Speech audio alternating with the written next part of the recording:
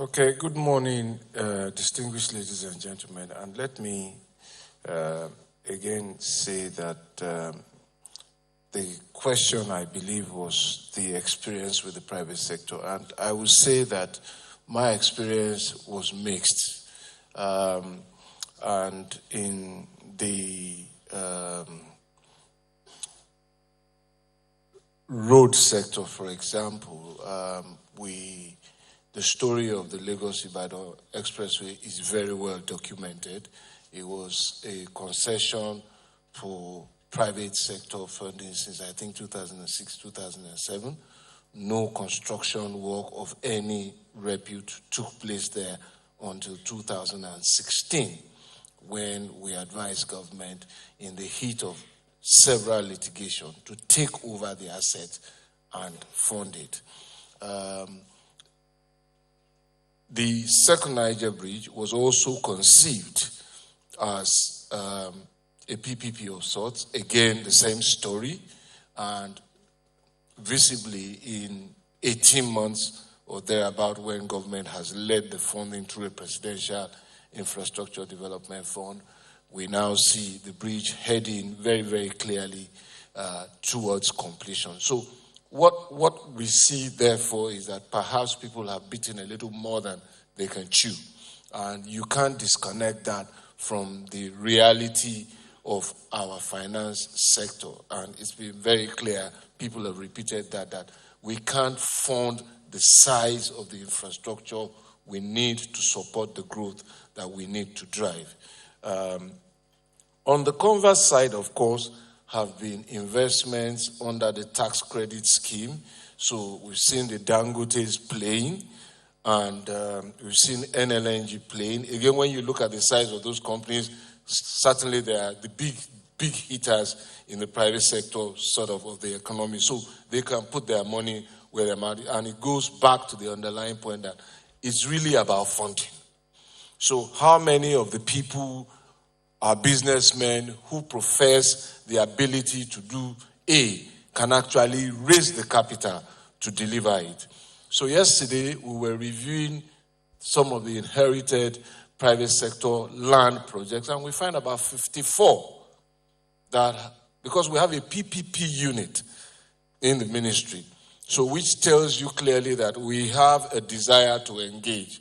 But what can people really do as against what they claim they can do and what the economy says?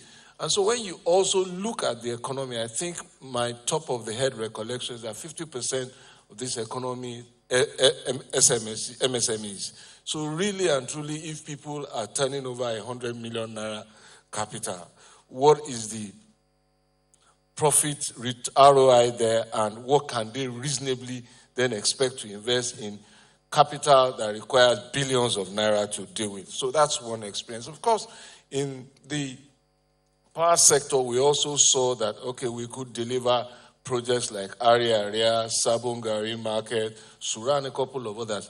The amount required to deliver those projects were not in the order of the amounts required to build roads. And I think it's also important that when we're talking about private sector investment in infrastructure, we must continue, I repeat, to distinguish between social infrastructure and commercial infrastructure. So power plants are commercial in the sense that collection is quick, is easy, because this money doesn't come from pockets, they come from banks. And the cash point, so you will see a hesitancy perhaps in building a runway as against building a terminal building in an airport where there are footfalls for sales, vending, and so on and so forth. And that distinction must continue to be made. I have had the argument about tolls, and I think what informed tolls really is what is the traffic count? And how soon do you expect to recover? Because if you expect to recover over a short period, the possibility is that you may price the toll beyond the willingness of the road user to pay. And therefore, does the outlay from the bank match the return period? Which bank will give you a 30-year money? So these are the realities. I can give you the recent toll counts on Lagos-Shagamu, Lagos-Ibadan. From Lagos to Shagamu, we see about 40,000 vehicles averagely daily. And out of that, about 5,000 are trucks. Now, beyond Shagamu, it drops to about 18,000 heading to Ibadan. And as you go further towards Biniore, the count drops. Now, by the time the Lagos rail starts, it will affect the number of trucks that you see on that road. So when you are modeling for tolling, those are the things you need to do. So we just also did the 2019 traffic count, and we are analyzing the numbers now. But let me quickly again now go to some other issues. And to say, I think from what you heard from NSIA, the rail, and one common thread, the rail is progressing because the money is there. Lagos-Ibadan, Second Niger Bridge, and Abuja-Kano are progressing because the money is there. So the big elephant is, how do we find the money? And I think that is why I have come here. So when I was invited, I think I'm going to leave. I will leave a presentation I made. I have the copy. I'll leave it with the governor of Central Bank before I leave. But just to dimension for us that the critical routes are the A1 to A9.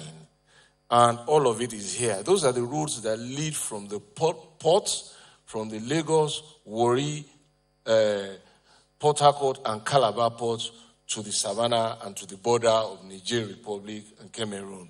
If we make those roads work, they go up and down, A1 to A4, and they go left to right, east to west, A5 to A9. If we make those roads work, then we've really scored a big dent in easing transportation by road across Nigeria. Now, within that road network, we have about 100 different sets of contracts because they are long roads, some of them 200, 500 kilometers. So one contractor usually doesn't get to do all of it. We break them into sections of 100, 150, and so on for efficiency and pooling of resources. So we have about 100 such projects within that network that are at 50% to 90% completion status. And they will require about 288.721 billion naira to finish. And I hope the governor of Central Bank takes note of that figure. Because if we can raise that money, then we can finish those roads. 228,721. On the average, what we've seen from our 2016 to our 2020 budget is that we're getting just under 50% budget releases.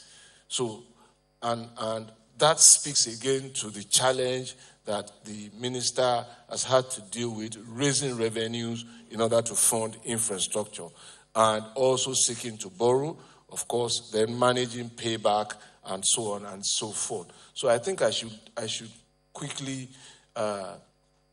sidestep from that. There are alternative sources of funding, of course. The Sukuk, the PIDF fund is one of them. The tax credit is another that I've mentioned, and the China Exim and the AFDB, who are also represented here, have also assisted in that regard. The other point I wish to make, and which is somewhat outside my brief, but again, is to say that I think it's a good thing we are all here. I see the finest and the brightest of Nigeria's human capital and leadership here. And that really makes me excited to be here. And I think that we can make this team do a lot more beyond a one-day session. This must be a continuing engagement, because I say that because these are tough times, but they are also good times. And this crisis, we shouldn't waste it. It's bad enough to have a crisis, but it's almost unforgivable to waste one. And so for me, this crisis may produce Nigeria's finest hour, really, if we put this capital that is here to use.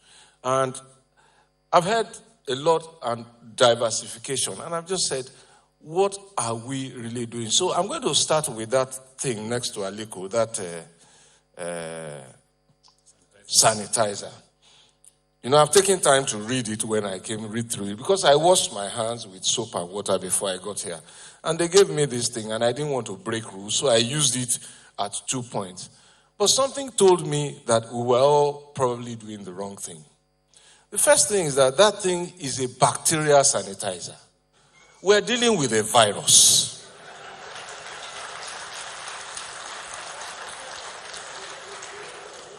And it's important to make this point. We're dealing with a virus. And so, before we rush off in a hurry, the thing there is, we must not panic. That's the message there. We must not panic. And we must know what it is we are up against. And constructively then engage it. Because if this capital here, this human capital here, constructively engages these tough times, we will defeat it. So, the second point is that I notice it's made of berry and alcohol. And I know that berry, whether it's raspberry or whatever, grows wild on the plateau in Jos. Wild. And this is important because that thing was made in China. The other component of it is alcohol. So why is our Ogogoro illicit? No, I make a very serious point. I do not trivialize this point, please. Why is our Ogogoro illicit and golden gin and rum and schnapp are not illicit? But they contain the same basic chemical component of alcohol. And I say, therefore, why are our MSMEs and industries not already producing these sanitizers for us to use in Nigeria if we really need it? So these, for me, are the opportunities here. On one of our construction sites, as he has pointed out, not only is manpower from China, where we're using Exim loans, finding it difficult to return, equipment is finding it difficult to come in. So one of the things I've said to them, look, there are people, local people here who have trucks. Employ the trucks, put your Chinese label on it, and let local people also benefit. My closing story, therefore, is that this is a fine hour for us to introspect and turn this around for our own benefit. Thank you very much.